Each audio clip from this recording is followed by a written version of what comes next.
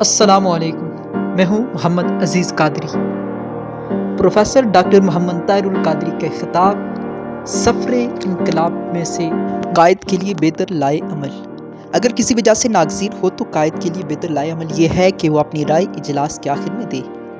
اگر شروع میں وہ اپنی رائے کا اظہار کر دے تو ہو سکتا ہے کہ اس کے احترام کی وجہ سے دوسروں کی رائے متاثر ہو۔ اس لیے قائد کو چاہیے کہ وہ عام طور پر اپنی رائے کو مؤخر کرے، غور سے سب کی آراء کو سنے اور ان کا تجزیہ کرے۔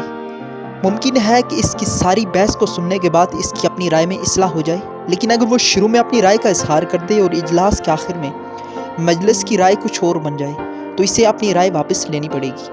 اگر زیادہ تر رائے واپس لینے کی نوبت آتی رہے تو یہ قائد کے لیے اچھی بات نہیں۔ یہ ایک بہت اہم نقطہ ہے۔ اپنی رائے کو آخر میں پیش کرنے کی وجہ سے ایسے مواقع کم آئیں گے کہ قائد کو اپنی رائے واپس لینی پڑے۔ لہٰذا اس کی رائے کی عزت اسی میں ہے کہ وہ اکثر و بیشتر اپنی رائے کا اظہار مؤخر کرے۔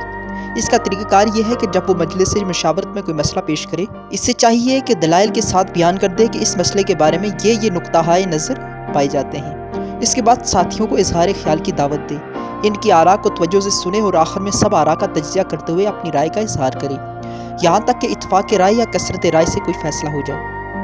اگر کوئی ایسا مسئلہ زیر غور ہے کہ اجلاس کے شروع میں ہی قائد کا رائے دینا ضروری ہے ورنہ بحث و تمخیص میں وقت ضائع ہوگا، تو اس صورت میں اسے چاہیے کہ وہ اپنی رائے کو مؤخر نہ کرے اور اپنا نقطۂ نظر بیان کر دے، تاکہ جو وقت غیر ضروری گفتگو میں صرف ہونا ہے وہ کسی اور کام کی تکمیل میں استعمال ہو۔ ایسا نہ ہو کہ وہ 2 گھنٹے کی بحث کے بعد جب وہ آخر میں اپنی رائے دے تو بحث کسی دوسری سمت میں چل پڑے اور اس طرح وقت کا ضیاع ہو۔